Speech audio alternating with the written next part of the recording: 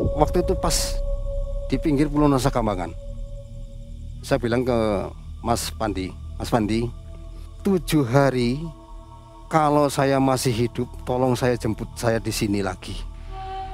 Sebetulnya Mas Pandi tidak tega melepaskan saya begitu saja kan. Kamu yakin di sini bertahan 7 hari?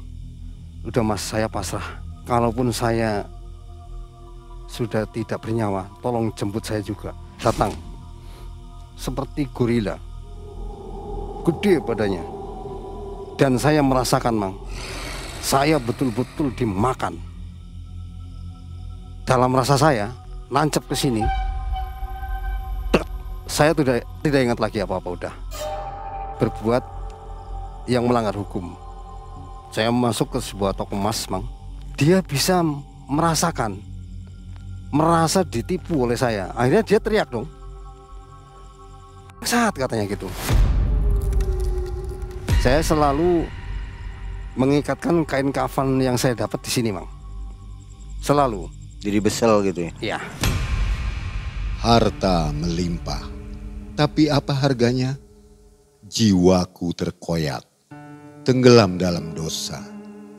Penyesalan datang, terlambat merambat. Hatiku terkurung dalam gelap yang pekat. Kini ku pandang cermin, kulihat bayang. Bukan aku lagi yang hidup dalam terang. Dosa menjerat, janji palsu mematikan. Penjudi kalah dan kini menyesal tanpa ampun. Ini adalah sebaik jeritan hati Mas Sarma. Assalamualaikum warahmatullahi wabarakatuh. Waalaikumsalam warahmatullahi wabarakatuh. Sobat MM, apa kabar? Mudah-mudahan sobat selalu dalam keadaan sehat walafiat ya. Amin. Sobat, hari ini Mang Ai dan tim masih berada di wilayah Cilacap. Ini tepatnya di Kecamatan Kroya, Betul. Kabupaten Cilacap. Di belakang kita ini ada joglo. Bagus banget ya, ini di sebuah desa di Kroya ya. Betul, ya. Bangunannya juga masih baru ini. Iya. Ukiran-ukirannya cantik sekali ya, bisa Betul dilihat di sekali, belakang. ya. Ada narsum namanya Mas Sarma. Nah, itu dia. Iya. Mas Sarma punya kisah yang menarik waktu di desanya ini. Ya. Di tahun 2000 ya. Tahun 2000, Bang. Ya. Ini ada nyerempet-nyerempet ke judi juga nih. Betul. Tapi itu dulu, Mang. Ya. Itu dulu. Dulu. Ya. Jadi yang dikisahkan ini kan memang pengalaman yang jangan ditiru ya. Betul sekali, ya. Seru, kisahnya seru nih. Menurut saya seru banget. Jadi Ya. habis-habisan harta demi memenangkan pilkades ya. Betul, ya. Tapi bukan mendukung satu pasangan, bukan ya? Bukan, sebetulnya bukan. Jadi ini dijudikan gitu. dijadikan taruhan. Seperti bola. Betul, seperti itu. Ya. Luar biasa ya. Ya. Tapi sekarang udah nggak ada ya. Sekarang sudah nggak ada, Mang. Oke. Nah, dari keadaan itu Mas Sarma ini jatuh miskin lah istilahnya ya. Betul sekali. Setelah Ya. judi itu. Iya. Bagaimana kisahnya, petualangan hidup yang bagus sekali untuk kita simak. Mas Sarma, apa kabar? Alhamdulillah baik, sehat. Alhamdulillah, Mang. Semoga Mang juga sehat. Amin, amin. Aktivitasnya sekarang apa Aktivitas sehari-hari saya sekarang adalah pengrajin bambu, Mang. ya? Pengrajin bambu, bikin hiasan lampu, lampu kafe, lampu kamar, lampu teras seperti itu. Wah, bisa pesen ya? Insya Allah bisa, Mang. Nanti bisa ke rumah. Lampu-lampu kafe juga. gitu ya? Lampu-lampu kafe seperti itu. Terus pekerjaan sehari-hari juga biasa, serabutan. Saya juga tukang bangunan, Mang. Iya. Ya, tukang bangunan. Saya juga bertani sekarang, gitu. Nah, Pak Sarma harus terpaksa ya menggunakan masker karena kebutuhan privasi ya. Betul, Mang. Karena masih ada yang ya, harus disembunyikan lah harus begitu ya. disembunyikan. Saatnya kita mendengarkan kisah dari Mas Sarma. Ya. Malam mencekam, semakin malam semakin mencekam. Iya. Mas Sarma.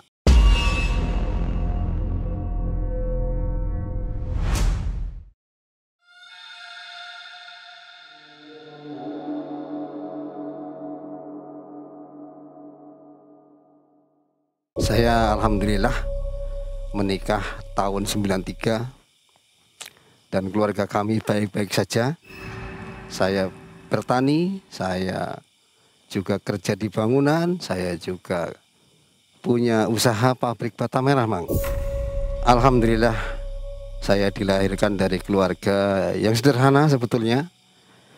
Kelahiran di desa ini dari keluarga yang sangat kental adat dan budayanya.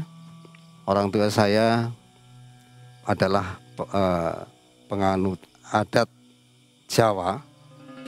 Setiap pagi bikin sesaji ketika habis ngeliwet itu Mang ya. Nah, taruh sedikit di tempat pisin namanya, atau di sini lambar. Saya tanya kadang-kadang, ini untuk apa Bu? Ini untuk eyang, seperti itu. Jadi memang saya dibesarkan di keluarga yang masih kental adat dan budayanya, dan masih kental adat tirakatnya, seperti itu Mang. Tapi adat kebiasaan saya yang jelek adalah saya suka judi Mang. Iya. Awalnya kecil-kecilan sebetulnya.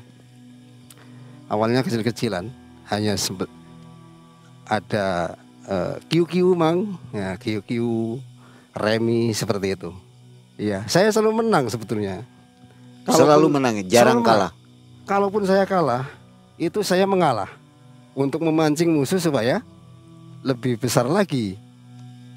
Itu supaya menang apa pakai jimat, besel gitu? Tidak Mang, itu adalah keahlian sebetulnya. Keahlian polos keahlian, ya? Iya, feeling. Ya, orang bilang feeling.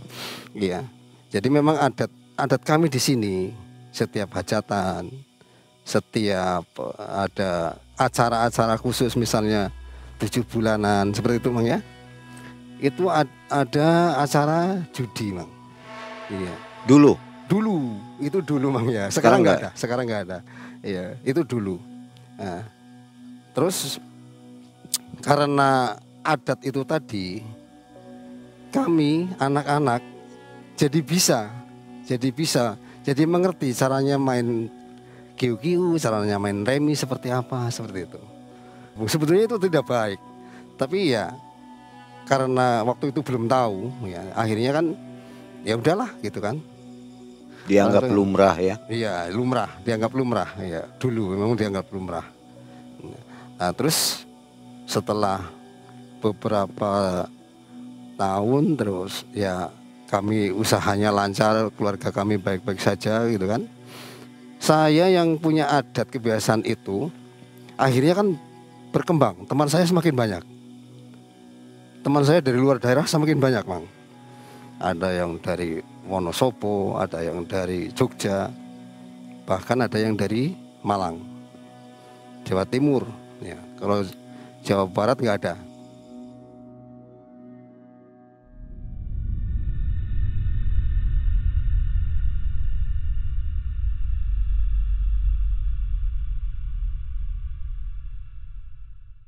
Saya tuh ada info dari orang Wonosobo, teman saya itu namanya Anto. Dia bilang dia datang ke sini. Waktu itu kan belum ada HP seperti sekarang Mang, ya kan? Dia datang ke sini. Dia bilang, kita ada info pilkades nih di daerah Wonosobo.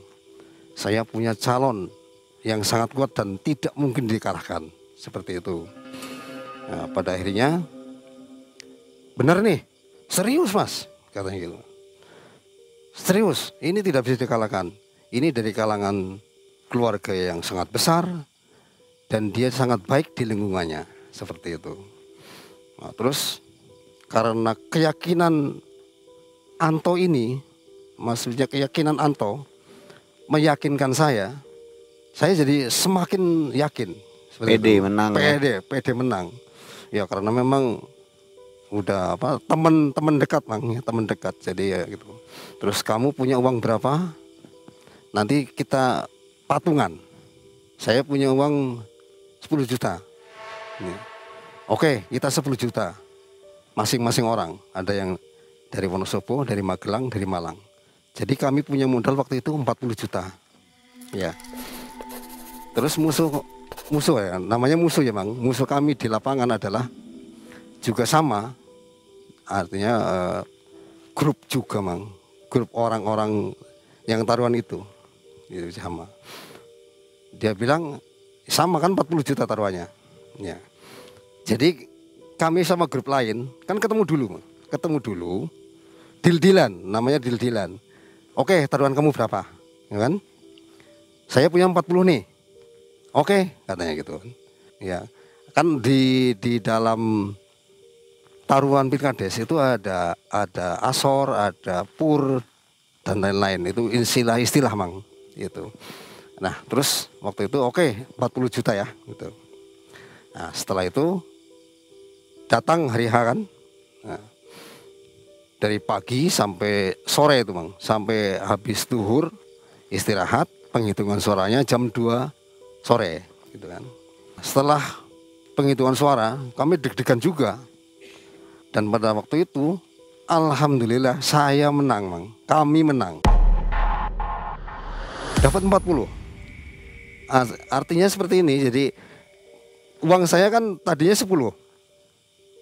Karena menang kan jadi akhirnya 10 ewang. Dibagi lagi kan. Kemenangan saya adalah 10 juta. Jadi lawan juga kalah 40 juta ya? Lawan kalah 40 juta. Seperti itu. Nah, terus sudah itu semakin lama semakin besar sindikatnya, semakin besar taruhannya. Di mana ada info Pilkades, di situ kami datang. Begitu. Di daerah Jawa? Di daerah Jawa saja.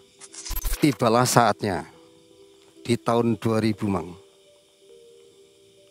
Pertengahan tahun 2000.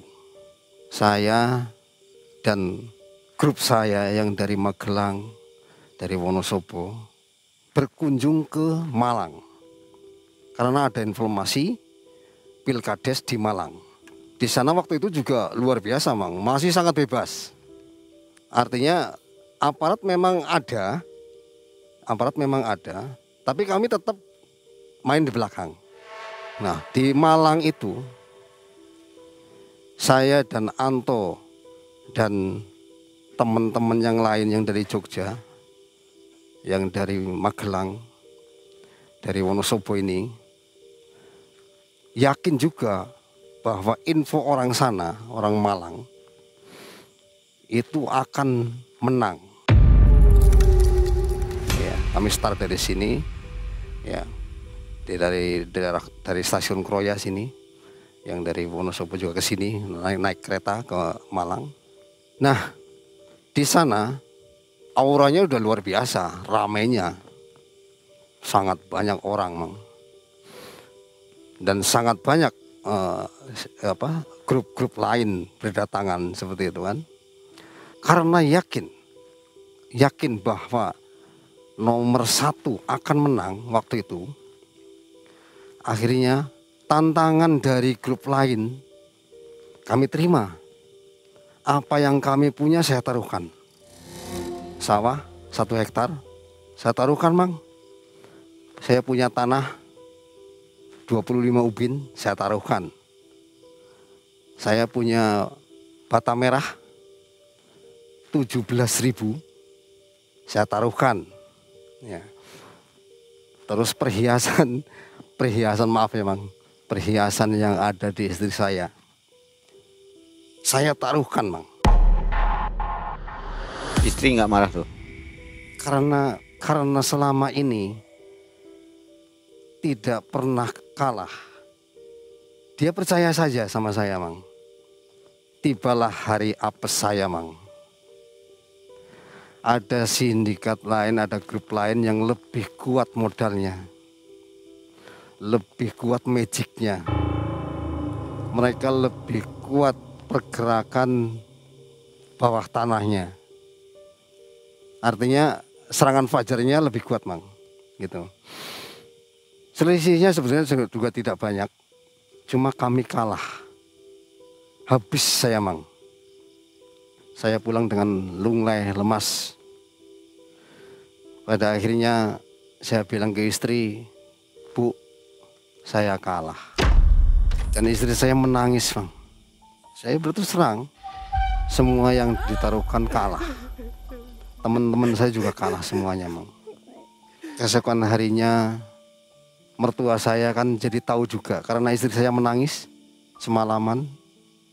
Akhirnya mertua saya juga jadi tahu. Kenapa Bapak kalah taruhan, semua harta habis Bu. Ya, istri saya bilang ke ibunya. Untung rumah enggak ya? Untung rumah tidak. Karena ya saya juga berpikir seperti itu. Nah, akhirnya setelah kejadian itu kan sempat beberapa kali utang ke warung Mang. Saya dalam hati juga nelangsa.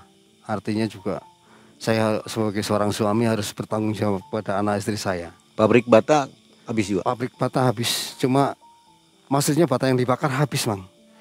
Bata yang ada dan yang dibakar habis. Oh, tapi nggak berikut pabriknya ya? Tidak berikut pabriknya. Iya. Karena pabrik kami kan biasanya seperti itu Mang. Pabrik saya itu bukan pabrik permanen seperti itu.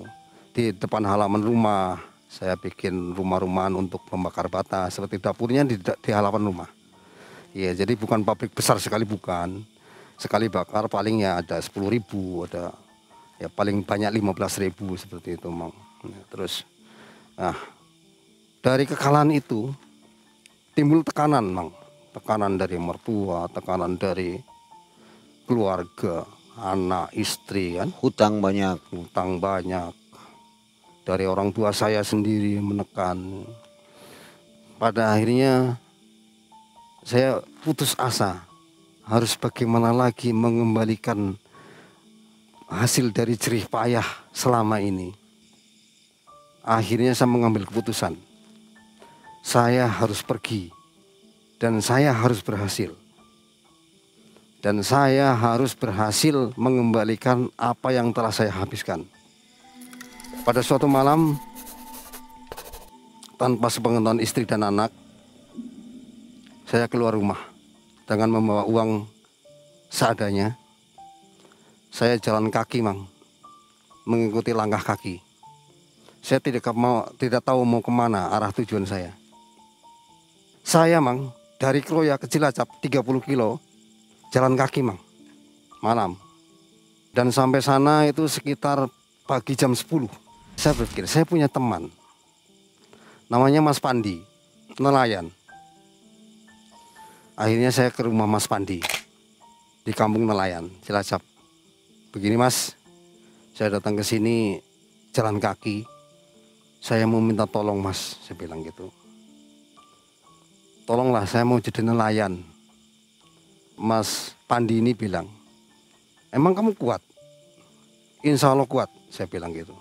Dan keesokan paginya saya diajak berlayar. Tapi dalam perjalanan menuju laut, pikiran saya rubah lagi Mang. Kalau dari nelayan tidak mungkin saya bisa mengembalikan sebegitu banyak harta yang sudah saya habiskan. Karena saya dari kecil sudah dilatih tirakat. Saya puasa 7 hari 7 malam pernah beberapa kali Mang, dan saya kuat. Saya bilang ke Mas Pandi, Mas, maaf, saya tidak jadi ikut jenengan ke laut. Terus kemana? Tolong turunkan saya. Waktu itu pas di pinggir Pulau Nusa Kambangan. Karena saya tahu di situ memang ada tempat untuk bersemedi dan memang saya sering berkunjung Pulau Nusa Kambangan. Saya bilang ke Mas Pandi, 7 hari kalau saya masih hidup, tolong saya jemput saya di sini lagi. Sebetulnya Mas Pandi tidak tega melepaskan saya begitu saja kan. Kamu yakin di sini bertahan 7 hari? Udah Mas, saya pasrah sama yang kuasa. Kalaupun saya sudah tidak bernyawa, tolong jemput saya juga. Oke, kalau memang kamu mau ke Nusa Kambangan, saya turunkan di sini saja. Saya dikasih ban dalam. Ya, saya bilang, maaf Mas, saya sedang putus asa. Saya harus cari jalan lain. Ya. Tanpa sesajen Mang.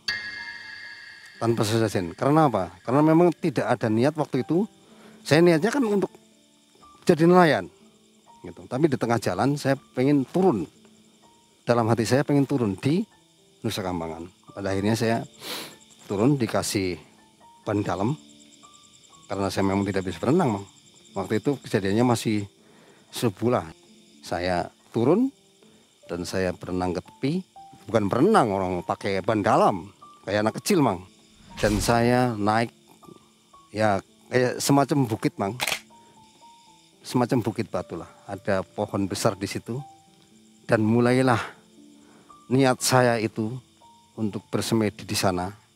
Saya mulai dari subuh sekitar jam 5.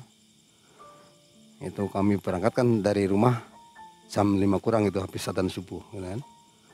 Nah, terus saya naik ke atas tebing, ada tempat yang memang tempat itu biasa untuk bersemedi, Mang. Ada beberapa orang yang sering bersemedi di situlah.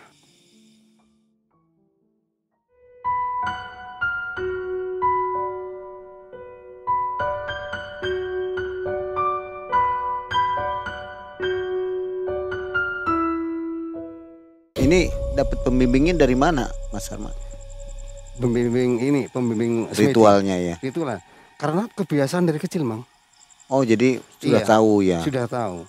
Saya sudah niat karena keputusasaan, karena ketekatan hati, Mang, untuk mengembalikan harta yang sudah saya habiskan.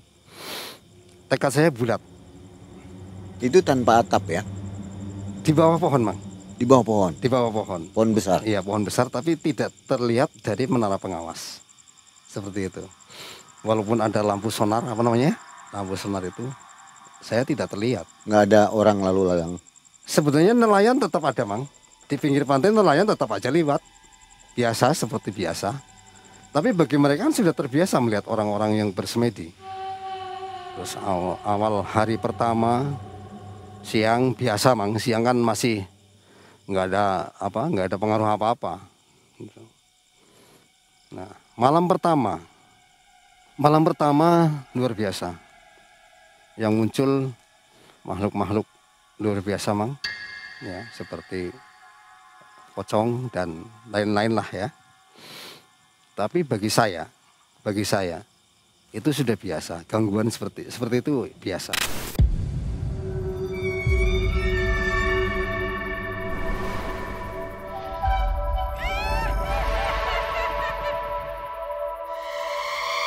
Malam kedua saya bisa tidur biasa, Mang. Tidak ada gangguan sama sekali. Malam ketiga sudah mulai nih, perut nih. Ya kan? Karena tidak terisi apapun, sudah mulai ini agak ada rasa lemas dan lelah. Godaannya ya biasalah. Bukan mimpi, tapi ular. Ular sebetulnya ular-ular berbisa, tapi itu biasa saja, Mang.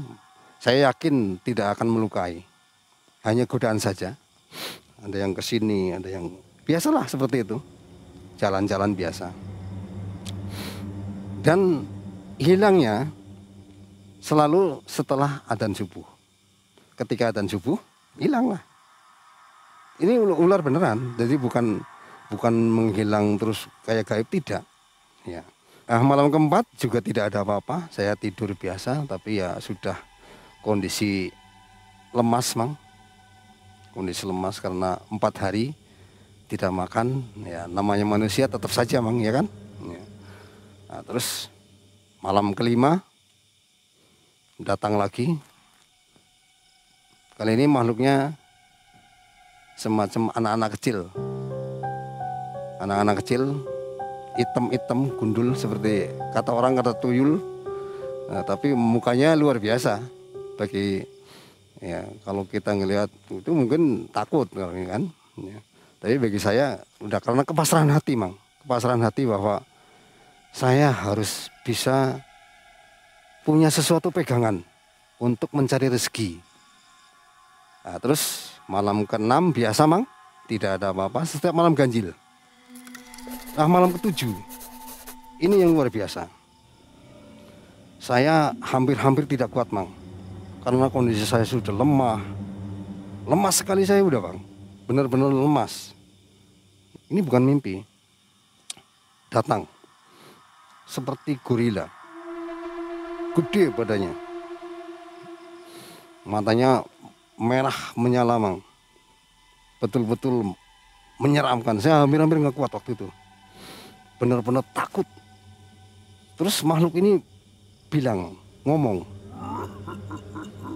kamu mau apa di sini? Kamu mau cari apa di sini? Menurut bahasa Indonesia seperti itu, tapi pakai bahasa Jawa, Mang. Saya mencari pegangan hidup. Saya bilang gitu. Nggak ada, katanya. Nggak ada, di sini nggak ada seperti itu, kata makhluk itu kan.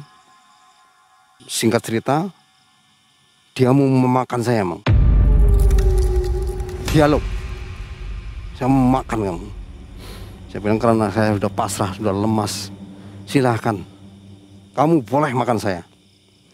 Tapi dengan satu syarat, jangan ada rambut saya yang rontok sehelai pun. Dan saya merasakan, Mang, saya betul-betul dimakan. Ini saya sakit, Mang. Dari sini, mulutnya ke sini, Mang. Dan saya benar-benar merasakan sakit. Sini merasakan sakit. Taringnya ke sini, Mang. Dalam rasa saya, nancep ke sini. Saya tidak ingat lagi apa-apa, udah. Saya merasa sudah tidak ingat apa-apa lagi. Ingat-ingat habis adzan subuh. Tapi di samping saya sudah ada sekitar 1,5 meter, Mang. Itu kain kafan yang sudah usang. Dan saya bawa. Saya turun, Mang, dengan lemah lunglai.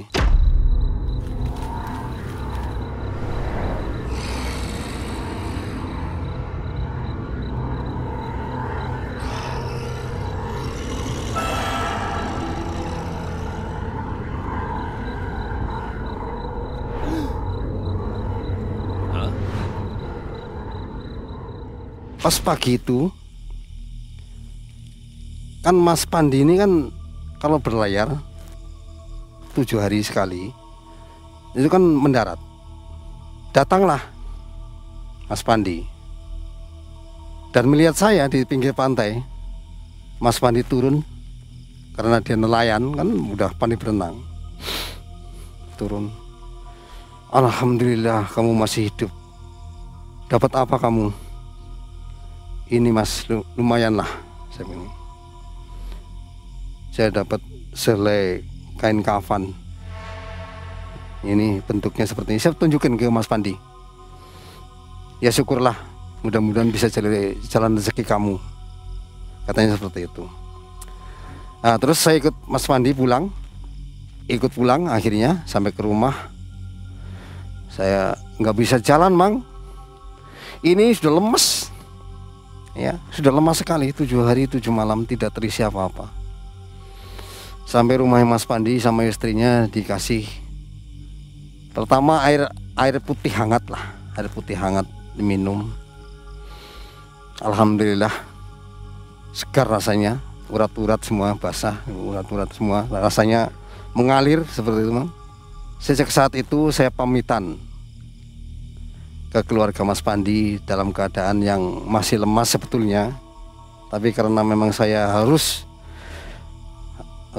menjalankan tekad hati saya supaya bisa mencari rezeki untuk mengembalikan harta yang sudah saya habiskan. Pada saat itu saya dikasih bekal sama Mas Pandi 15.000, Mang. Waktu itu 15.000 lumayan. 15.000 lumayan. Untuk perjalanan saya naik bis dari Cilacap ke Purwokerto. Waktu itu saya sempat tertidur, Mang, karena saya bingung. Akhirnya saya kan nongkrong di depan sebuah toko, tertidur di situ sampai malam, dan tidak ada orang yang menegur saya atau gimana. Mungkin saya disangka gelandangan atau apa.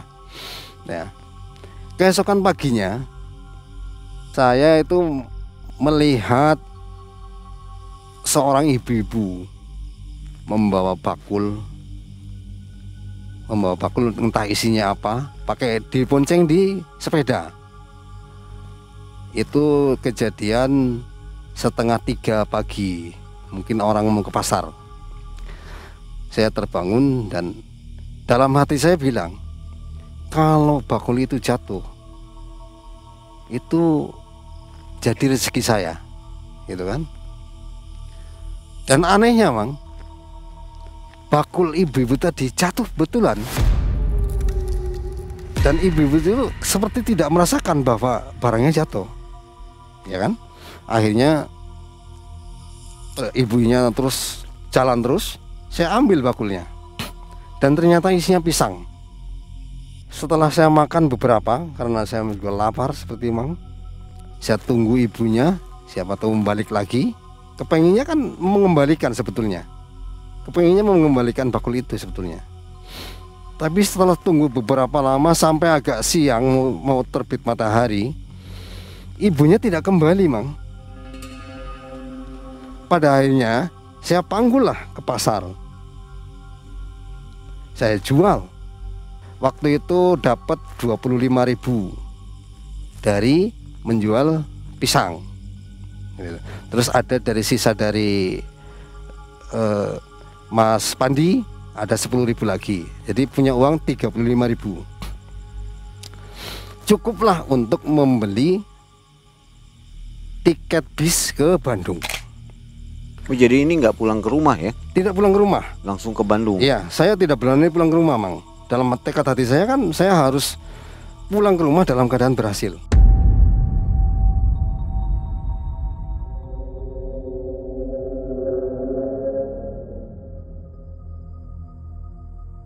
Sampailah saya ke Bandung, di daerah Cileunyi. Saya bertemu dengan seseorang dari Kudus, namanya Mas Wito. Sebetulnya satu bis Mang, sebetulnya turun di Cileunyi sama. Cuma kan tempat duduk kami berjauhan. Nah akhirnya setelah turun komunikasi dong. Mas dari mana? Dari Kudus katanya gitu. Tapi istrinya orang Purwokerto.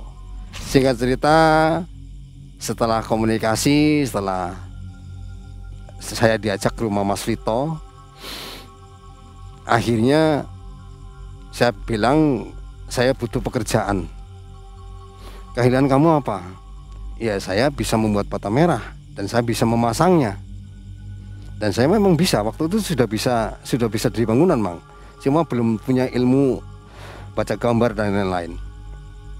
Nah setelah itu oke lah, kalau kamu memang bisa, saya ajak kamu. Karena dia orang Kudus dan mandor juga. Akhirnya saya diajak melamar kerja ke sebuah subkontraktor. Begitu melamar kerja, saya kan baru bisa bangunan, belum tahu baca gambar dan lain-lain. Sama bos saya ini yang baru, saya diangkat langsung di pelaksana Mang. Padahal saya belum tahu apa-apa. Ya. Nah, dari situ perjalanan hidup saya mulai lumayan membaik. Proyek saya yang pertama adalah PTN di pinggiran tol Buah Batu. Ya, di situ. Karena saya pelaksana, kerjaan saya kan membawa buku seperti orang pintar katanya. Padahal saya belum tahu apa-apa. Hanya tahu bangunan seperti itu, Mang. Ya. Nah, dari situ saya mulai belajar. Saya harus belajar karena merasa diri saya pelaksana, jadi saya harus belajar tahu bangunan, kan. Di Bandung itu, di Buah Batu, mulailah kebiasaan saya. Karena mencari rezeki udah lumayan ada jalan. Kebiasaan saya berjudi ini timbul lagi, Mang. Ya, dari situ. Nah, terus setelah beberapa waktu, ya kehidupan proyek seperti itu, Mang. Kehidupan proyek ya setelah kerja judi. Kalau kalah, Mang, berbuat yang melanggar hukum. Karena saya punya pengalaman bakul ibu-ibu tadi jatuh terus tidak diambil, artinya kan kata hati saya ternyata bisa jadi kenyataan seperti itu kan. Untuk membuktikan bahwa benar nggak nih kata hati saya seperti itu, ya kan? Saya masuk ke sebuah toko emas, Mang. Di situ ada yang melayani, ada karyawan yang melayani. Jadi seperti pembeli biasa. Mbak, coba tolong lihat yang itu, ya kan? Coba lagi, yang itu lagi. Ada yang agak gedean seperti gelang seperti ini, Mang. Ya, terus coba beberapa lagi. Begitu dikeluarkan, ternyata ya saya ambil, dia tidak respon, maksudnya tidak teriak jangan atau gimana, tidak. Saya bawa, saya bayar satu aja yang 2 gram, yang lainnya saya tidak membayar. Dan dia tidak sadar bahwa saya membawa barang beberapa. Ada cincin, ada gelang dan kalung, dan ada suratnya, Mang. Cincinnya yang 2 gram itu ada suratnya, tapi yang lain tidak. Awalnya seperti itu, Mang. Kejadiannya saya semakin nekat untuk berbuat yang lebih besar. Awalnya dari situ. Akhirnya saya nekat, Bang. Setiap uang habis saya berbuat nekat. Setiap uang habis berbuat nekat. Seperti itulah, hura-hura sebetulnya, Mang. Kalau hasil kerja saya di bangunan, saya kirimkan ke rumah. Tapi kalau hasil kerja, hasil berbuat melanggar hukum saya ini, saya tidak pernah kirim ke anak istri. Jadi jangan sampai anak istri saya makan dari uang yang tidak baik seperti itu. Satu kali hampir saya apes, Mang. Di daerah Dayakolot ada toko emas di pinggir kali. Seperti biasa, bilang ke pelayannya, ya, saya perlu beberapa cincin seperti itu. Tapi kali ini, Mang, kali ini setelah saya pergi mengambil barang itu, dia bisa merasa ditipu oleh saya. Akhirnya dia teriak dong, bangsat, katanya gitu. Saya dikejar, Mang, oleh beberapa orang dan oleh satpam. Saya lari sekuat tenaga, Mang, karena saya kepepet. Dari sana ada, dari sini ada. Akhirnya saya nyemplung ke kali, Mang. Arusnya kan deras, Mang. Perasaan saya itu larinya bukan mengikuti arus, tapi melawan arus. Dan anehnya, nah dari situ saya tahu kegunaan barang yang saya bawa. Saya selalu mengikatkan kain kafan yang saya dapat di sini, Mang. Selalu. Jadi besel gitu ya? Iya. Ya, jadi ikat pinggang. Seperti ikat pinggang, tapi di dalam celana luar. Ya, jadi tidak kelihatan. Saya bersembunyi, Mang, di rimbunan seperti rumput liar. Dan anehnya, orang kan cek orang Sunda mah maledokan, pakai batu, pakai apa. Saya itu tidak merasakan, Mang. Dan jatuhnya di pinggir saya. Nah, dari situ saya makin yakin bahwa yang saya kenakan ini bisa menyembuhkan saya dari pandangan orang-orang sebenarnya. Dari situ saya merasa, oh ini ternyata. Nah, terus saya pulang. Waktu itu kan orangnya sudah bubar, Mang, karena memang tidak melihat saya, Mang. Orangnya bubar. Saya naik dari kali itu melawan arus, ya agak jauh lah, gitu, sekitar 200 meter saya jalan dari kali, tidak ada orang lihat, Mang. Saya naik, terus saya pulang pakai angkot, biasalah gitu, di daerah Dayakolot itu kan ada angkotnya. Waktu itu saya kan masih di Buah Batu. Mulai dong saya makin pede seperti itu. Setelah di pinggir jalan tol Buah Batu itu jadi, kami pindah kontrak, artinya pindah membuka lahan baru, mendapatkan proyek baru di Gunung Manglayang. Dan di Manglayang saya punya beberapa orang teman yang ya lebih gila lagi kelakuannya seperti itu, Mang. Dari situ terus mulai lagi berbuat yang semakin besar, makin nekat gitu. tetap judi tetap dijalankan itu. Bahkan seperti apa namanya? Seperti sudah ketagihan, Bang. Setelah di Manglayang sudah sempat beberapa bulan sampai ada 6 bulanan. Singkat cerita, saya sampai ke daerah Tanjung Pura karena proyek saya makin jauh. Di situ saya punya teman baru, namanya Bang Anto. Ya, sama seperti teman saya Pilkades dulu. Di sini juga sama, Bang Anto dan Mang Asep. Tapi di sana ya orang Trans kan, bahasanya tetap bahasa Jawa, Mang.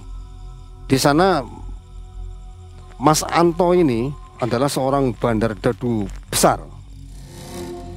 Ya, di situ udah mulai judi ini luar biasa.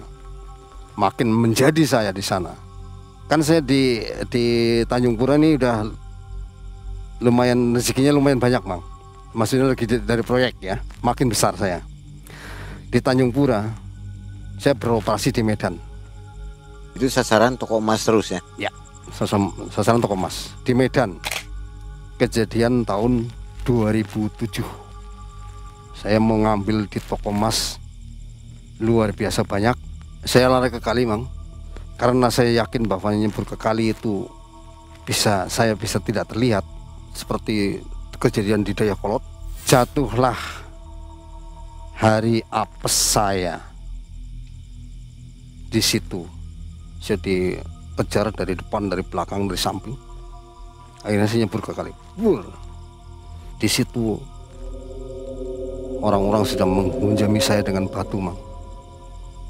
Habis saya setengah sekarat. Akhirnya saya dibawa ke sebuah masjid oleh satu orang itu. Dari situ saya mulai sadar bahwa di atas langit masih ada langit. Orang itu tidak melaporkan saya ke polisi, Mang. Namanya Pak Kiai Amin. Dia orang Jawa Tengah. Saya dibawa ke sebuah masjid. Saya hanya dilangkai saja, Mang. Kaki saya ini, saya lemas sekali, Mang. Nah, tibalah hari tobat saya. Inilah hari tobat saya, Mang. Saya akhirnya disahadatkan lagi, dibimbing oleh Pak Kiai Amin. Pak Kiai Amin membimbing saya untuk bertobat, yang sesungguhnya. Waktu itu saya udah lepas semuanya, Mang. Ini saya diambil sama Kiai Amin, kain kafan, terus sama dia dibakar. Dia bilang, untuk apa kamu punya seperti ini, mengambil jalan seperti ini? Bertobatlah. Dan sejak saat itu saya bertobat, Mang. Ya, saya tidak berani lagi untuk berbuat yang seperti itu.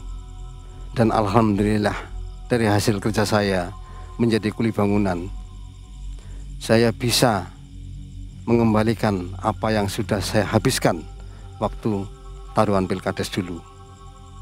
Dan semoga anak cucu saya tidak ada yang mengalami hal-hal yang saya lakukan. Karena tetap saja perbuatan jahat itu akan kalah oleh perbuatan baik. Saya lebih senang, lebih tentram hidup sederhana seperti ini, menjadi seorang petani, menjadi seorang pengrajin bambu, tapi hati saya tentram. Dan anak-anak saya semoga terhindar dari hal-hal yang sedemikian. Memang berat ya. Memang dalam keadaan terpuruk ekonomi, ya, akhirnya mengambil jalan pintas ya. Iya, betul. Dengan seperti menggunakan itu, apa namanya? Kekuatan jimat tadi ya. Iya, betul, jimat mulut putih lebih tepatnya, Mang. Saran ya, untuk mereka yang masih ingin dengan cara cepat, apa kira-kira? bertobatlah, karena di atas langit masih ada langit. Percuma jalan begini. Percuma jalan pintas. Kalau Jalan- ini dipakai untuk benar, bagus nggak Pak Sarman? Sebetulnya bagus, Mang. Ini untuk kekuatan badan, untuk bekerja, tenaga kita lebih, energi kita lebih, seperti itu. Tapi karena kebiasaan saya yang jelek itu, pada akhirnya saya terpuruk ke hal-hal yang negatif. Jadi untuk teman-teman yang sedang mengalami atau pernah mengalami dan sekarang belum bertobat, bertobatlah. Jalan Allah masih terbuka. Iya, saya juga ingin mati dalam keadaan baik, Mang. Seperti itu. Jadi pengalaman hidup saya jadikan ini seperti contoh bahwa perbuatan jahat tetap saja tidak baik. Tetap saja akan kalah sama kebenaran. Ada balasannya. Ada balasannya. Iya. Dan semoga Allah mengampuni saya. Amin, amin. Amin ya rabbal alamin. Iya. Ya, Pak Sarma, mudah-mudahan keluarga juga sehat ya. Amin Ya. ya Allah. Mudah-mudahan semua kembali normal. Amin, amin. Tapi amin. sekarang udah normal. Udah normal. Ini kan sekarang. kisah lama ya. Kisah lama. Ini kisah lama. Dan jangan terulang kepada anak cucu begitu. Jangan ya, terulang. pesannya. Dan juga teman-teman, jangan meniru perbuatan saya. Baik. Ya. Nah, Sobat Malam Mencekam, itulah kisah kehidupan dari Pak Sarma. Ya. Jadi mohon tidak ditiru kisah ini. Ya. Ambil baiknya, buang negatifnya ya. Ya. Mang Ei dan tim dari Cilacap, dari Plat R undur diri. Assalamualaikum warahmatullahi wabarakatuh. Waalaikumsalam warahmatullahi wabarakatuh.